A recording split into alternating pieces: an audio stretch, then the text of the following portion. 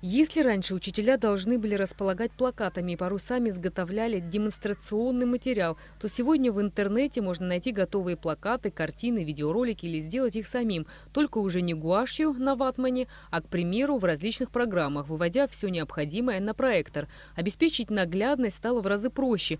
Проектор в современной школе стал таким же незаменимым атрибутом, как доска и мел. И вот в 14-й школе появилась возможность пользоваться такой техникой. В очередной раз нас приятно удивила благотворительная организация «Абхазия», фонд «Абхазия». Они не первый раз помогают нашей школе и вообще школам Абхазии.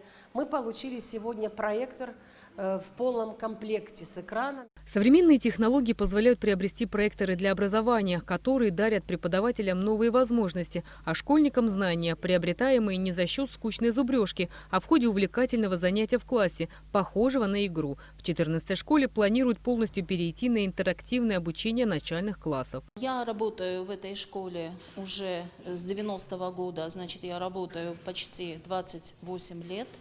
В этом году я взяла первый класс, у меня 28 детей. Работая такой долгий срок в школе, я могу сказать, что руководство нашей школы на протяжении долгого времени всегда идет в ногу со временем. То есть используются различные возможности, технологий.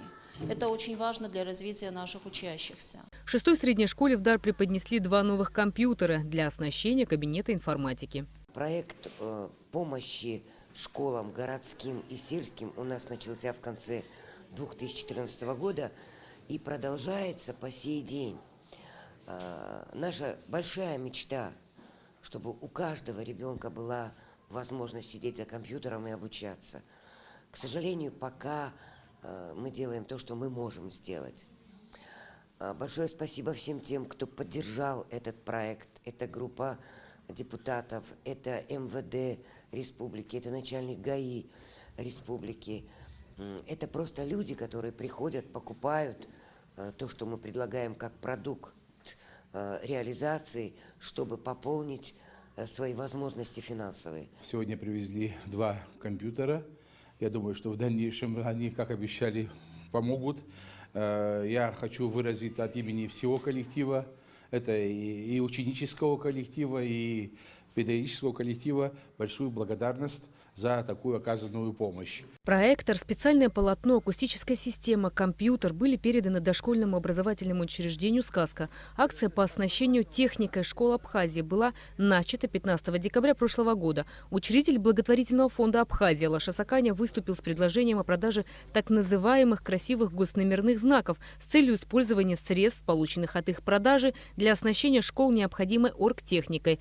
За поддержкой своей инициативы он обратился в правительство и к депутатам Народного собрания. Мы выбрали ваш детский сад по просьбе нашего члена попечительского совета, депутата Народного собрания Валерия Владимировича Агрба. Очень настоятельно просил уделить внимание вашему детскому саду. Огромное спасибо. Мы надеемся, что данная техника поможет как-то усовершенствовать, улучшить преподавание абхазского языка. Ребята из благотворительного фонда стараются охватить все школы, но образование и воспитание, такие подобные инвестиции необходимо, в том числе и в дошкольные учреждения, потому что начинается именно с детских садов. И подобные инвестиции необходимы именно для дошкольных учреждений. Вот свою лепту в будущее развитие Абхазии внесли сегодня благотворительный фонд Абхазии, за что мы им очень благодарны. Руководство фонда «Абхазия» заверило, что и в дальнейшем будет оказывать посильную помощь как школьным, так и дошкольным учреждениям. Рената Шакай, Михаил Братухин, Абхазское телевидение.